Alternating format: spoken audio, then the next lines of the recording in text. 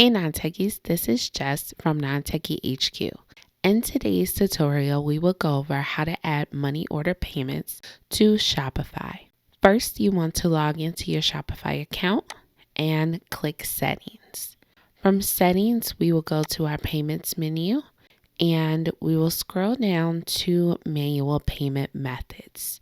From here, we will click Payment Method and select Money Order. From here, you can add details that will display when your customers are choosing their payment method, and then their payment instructions is what will show up after they place their order.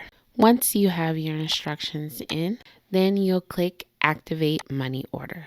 This will add money order as a payment method to your Shopify store. And that is how you add money order payments to your Shopify store.